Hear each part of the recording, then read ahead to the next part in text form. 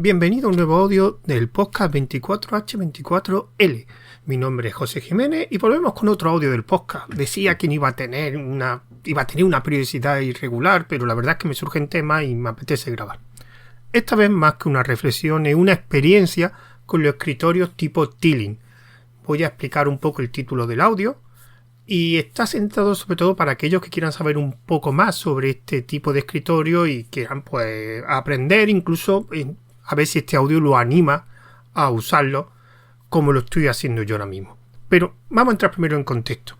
Linux tiene una particularidad que te da libertad al usuario para usarlo como él quiera.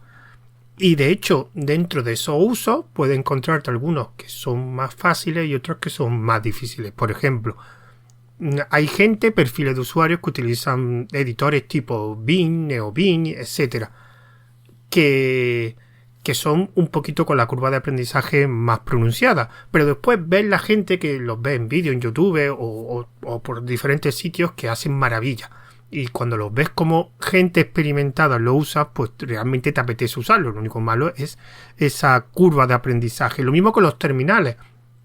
Tú no estás obligado a usar un terminal para utilizar normalmente Linux. Pero sí es verdad que ves gente que lo utiliza de una forma más profesional, digamos, le instala estos frameworks que tipo OpenMindZH con plugin, y claro, lo ves ese terminal y tú quieres algo así. A mí me ha pasado lo mismo con los escritorios tipo Teeling. Para quien no sepa, si hay algún oyente que no sabe un escritorio tipo Teeling, un escritorio tipo Teeling básicamente es aquel escritorio donde las ventanas no son flotantes, no se pueden superponer o moverlas libremente por el escritorio. Entonces tú en tu pantalla, conforme vas añadiendo ventanas, digamos, se va dividiendo en diferentes cuadrículas el escritorio y se van colocando una al lado de otra. Tiene opciones para, es verdad, ponerla una al tamaño completo y, digamos, esconder las siguientes, pero no puedes moverlas libremente con el ratón. Entonces, esto lo que provoca es que tengas que, digamos, tu forma de trabajar, adaptarla a este tipo de escritorio. Lo bueno que tiene es que suelen ser bastante eficientes trabajando con el teclado principalmente. Son escritorios muy preparados para utilizarlos con el teclado, aunque también tiene la opción de manejarlo con el ratón.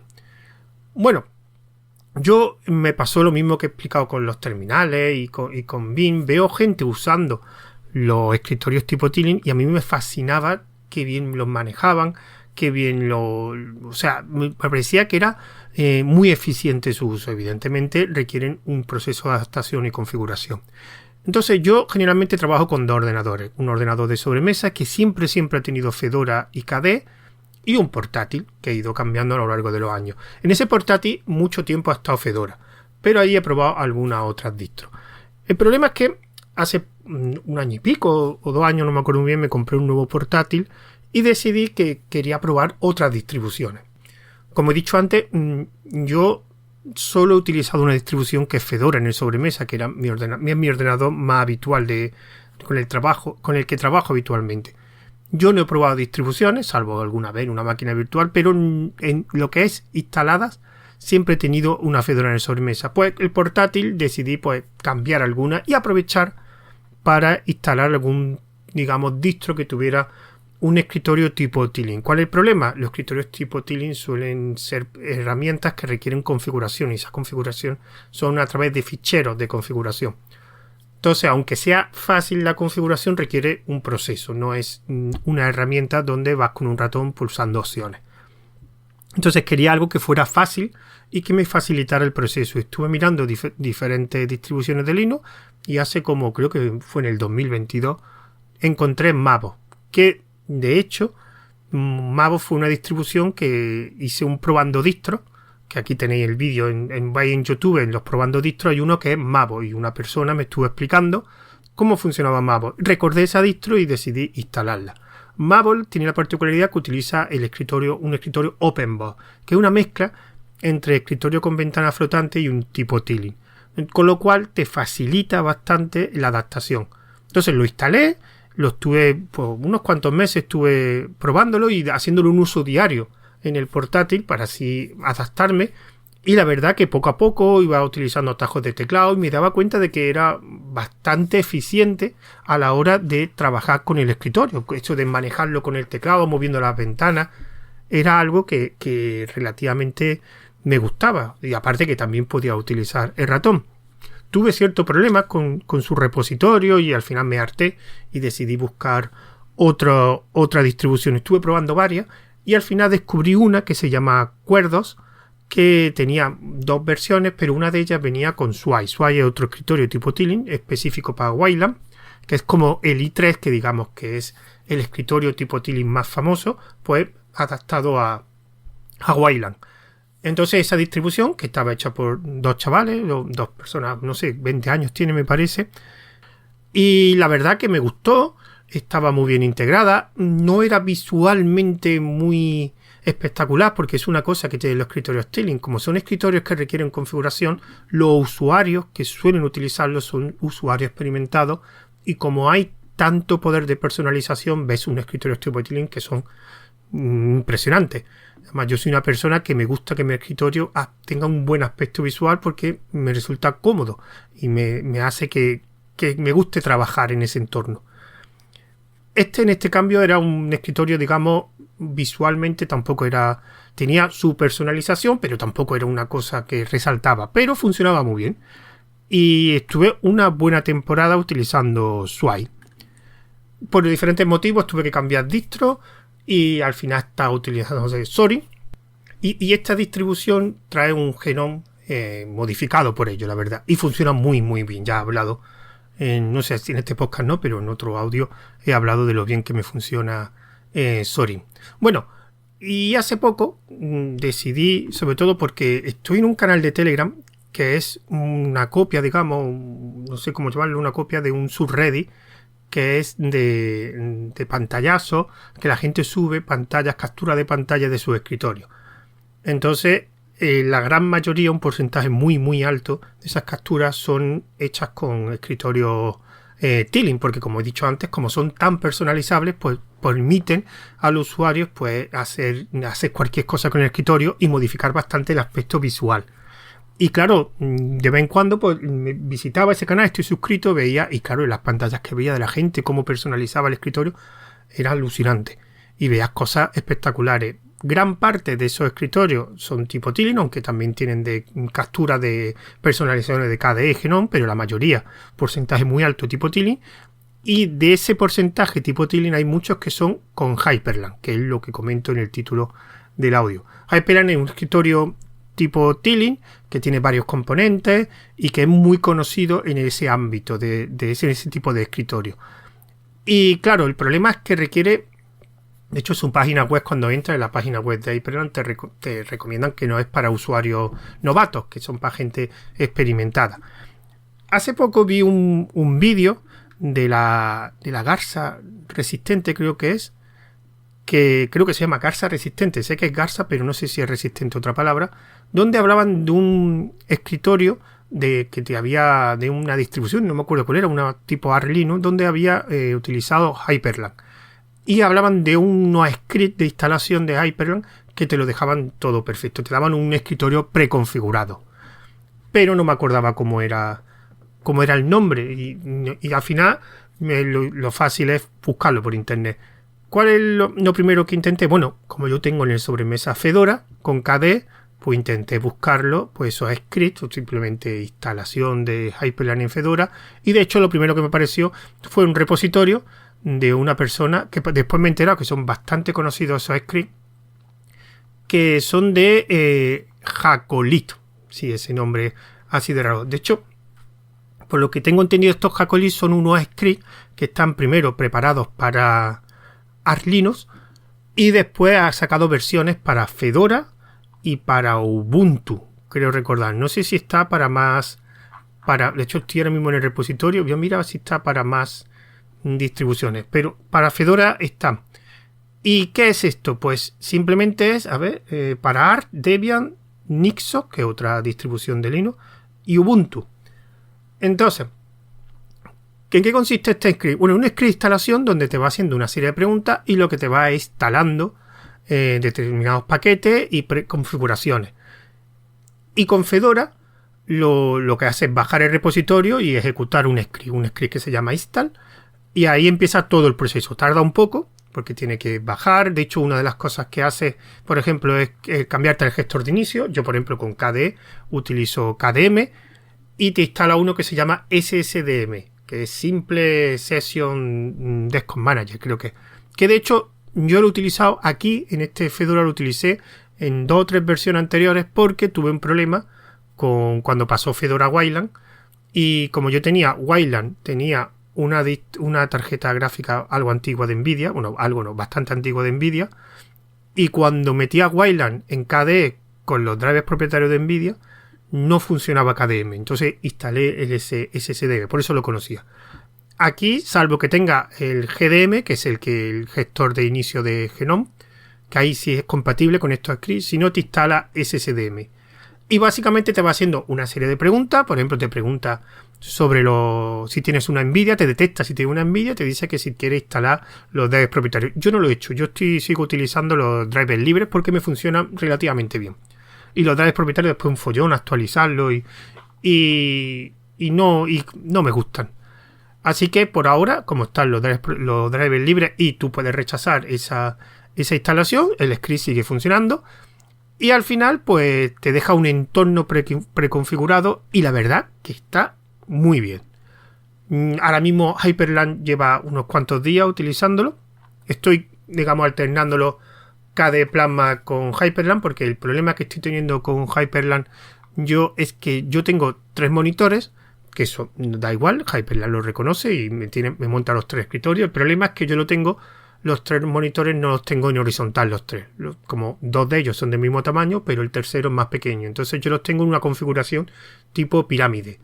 Los 2 del mismo tamaño los tengo en horizontal abajo y arriba, como si fuera un triángulo, tengo el monitor más pequeño. ¿Qué pasa? Que esto con KDE no tengo problema. La misma herramienta de configuración de KDE de pantalla te permite colocarlo. Los 3 monitores te lo reconoce y te permite colocarlo en forma de pirámide, en forma triangular, digamos. Pero claro, en Hyprland no existe eso. Entonces me lo reconoce como si estuvieran los 3 monitores en horizontal. Eso no es que sea una cosa muy molesta, pero hombre, no es como lo tenía en KDE Plasma. He estado buscando y hay determinadas herramientas que creo que pueden ayudar a gestionar mejor el tema de los monitores. Tengo que investigar un poco porque aquí en la parte de Hyprland de que es muy configurable. Aquí las cosas pues tienes que tocar configuraciones. Otra cosa que tiene es que en KDE básicamente me pone la barra de tareas solo en uno de los escritorios. No me pone en los 3 escritorios la barra. Hyprland es como cada uno un escritorio independiente, pero me pone la barra de tareas, que es una barra de tareas superior, me la pone en las 3. Esto se hace un poco líos con los escritorios virtuales. En KDE realmente no utilizo escritorio virtual, solamente los 3 monitores y con esos 3 sitios. Pero en Hyprland te crea varios escritorios virtuales, creo que son 9. Y el problema es que hace un poco lío porque claro, supuestamente los 3 monitores estarían como en un escritorio virtual. Conforme si voy al segundo escritorio virtual, tengo 3 monitores, pero son como si fuera. Y un poco follón. Porque una de las cosas que tiene que usar en los escritorios tipo Tilling es manejar las ventanas. Como he dicho antes, como no puedes moverlas con un ratón libremente, sino que tienes que colocarla en un determinado monitor. Y si yo, por ejemplo, tengo 3, entonces puedo colocarla. Pero si todas las ventanas se colocan en un solo monitor, recordad que no son ventanas flotantes, no se pueden superponer una en la otra. Y tampoco puedes, digamos, minimizarlas. Simplemente, si colocas dos ventanas en el mismo monitor, pues divide entre 2 partes el monitor y las va colocando uno, como un mosaico, digamos. Entonces, la forma de evitar esa, para que no tenga, como tengo 3 monitores, y resulta que el problema es que si tengo muchas ventanas abiertas, en un solo monitor, pues empieza a dividirse como un mosaico y se verían ventanas pequeñas. Entonces, tú juegas con colocar las ventanas en diferentes escritorios virtuales. O sea, en el escritorio virtual tengo una ventana. Como yo tengo 3 monitores, aquí se hace un poco el lío. No sé cómo solucionarlo. He visto los archivos de configuración y tengo que modificar cosas. Y tengo que experimentar. Es lo que tienen los tipos Tilling. Ahora mismo, el que yo tenga utilizando el script este que he comentado de JK Jacolit, pues te facilita la instalación y te da ya un entorno preconfigurado, pero sí o sí va a tener que tocar cosas. Entonces, pues tendré que tocar. He visto que hay una herramienta que lo que te dice es lo de dividir los escritorios virtuales por monitores. Por ejemplo, del escritorio del 1 al 3 al monitor 1. Los escritorios virtuales del 3 al 6 al monitor 2.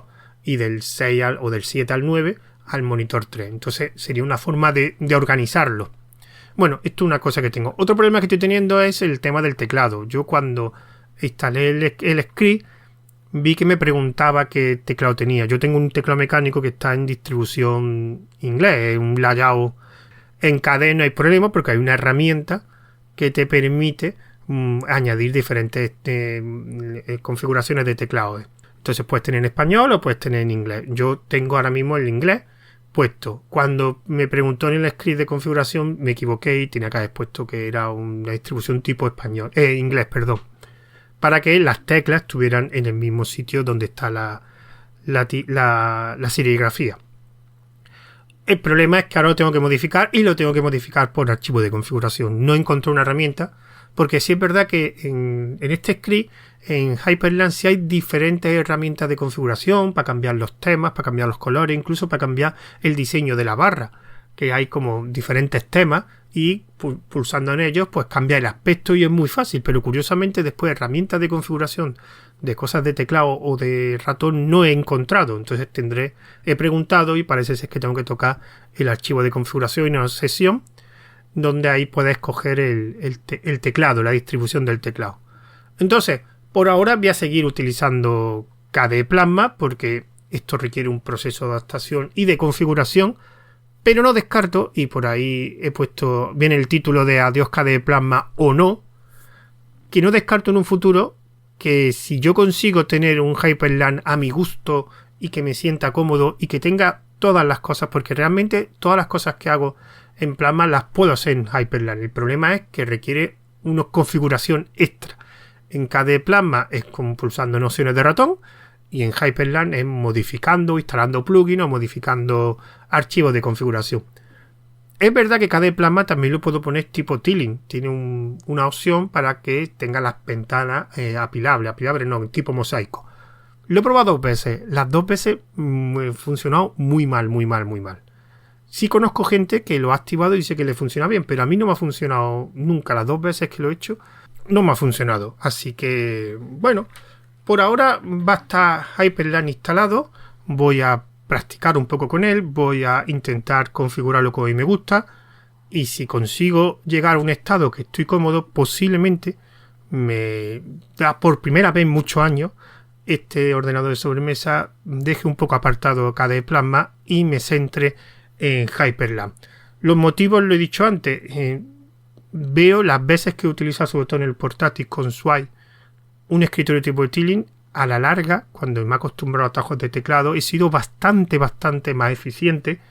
También ese toque de personalización que las puedo conseguir en KDE Plasma, pero es ya ponerte a modificar cosas, instalar, digamos, plugins o herramientas que te proporcionen lo mismo, y en Hyperland, digamos, está más nativo.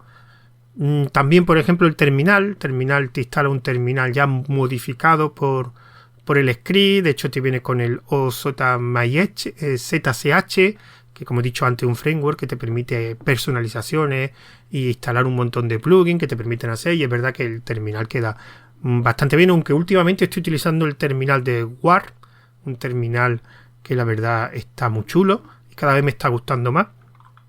Pero sí es verdad que la experiencia que tuve de uso con el teclado en un escritorio tipo tiling, de comodidad, de rapidez, de eficiencia a la hora de manejar todo el entorno, me gustó mucho. Otra cosa que tiene, y eso que también me gustó mucho, es que viene en este script viene con Rofi. Rofi es un lanzador de aplicaciones. Para mí bastante mejor, lo utilicé cuando estaba en cuerdos con Swipe, estaba ahí. Y además era un Rofi también modificado por los creadores de la distro. En este caso también es un Rofi, digamos, personalizado por el creador del script. Yo durante una época utilizaba KRunner, que es el lanzador de aplicaciones. Rofi de hecho se puede instalar en KDE sin problema. Pero claro, cuando lo he hecho es de serie y también requiere una configuración, una personalización, y la personalización que viene en este script de Hyperland, la verdad que me gusta bastante. Y KRunner dejé de utilizarlo hace tiempo, no sé si habrá mejorado, pero me funcionaba muy lento. Entonces dejé de utilizar KRunner como lanzador. Así que digamos que este script de Hyprland te permite primero aprender a usar, o los primeros pasos de un escritorio tipo Teal'c te lo facilita bastante, y a partir de ahí pues ya digamos tienes que trabajártelo un poquito. Así que en ese paso estoy. No sé lo que pasará en un futuro, pero es la primera vez que me estoy pensando dejar un poco KDE Plasma de lado y cambiarme a otro escritorio de sobremesa. Ya veremos lo que pasa. Bueno, y con esto finalizo este episodio, que ha sido un poquito más largo de lo que yo pensaba, pero bueno, es lo que hay. Y recordad que este audio tiene su propio feed del podcast de 24H24L, que lo veré en las notas del audio, pondré la dirección.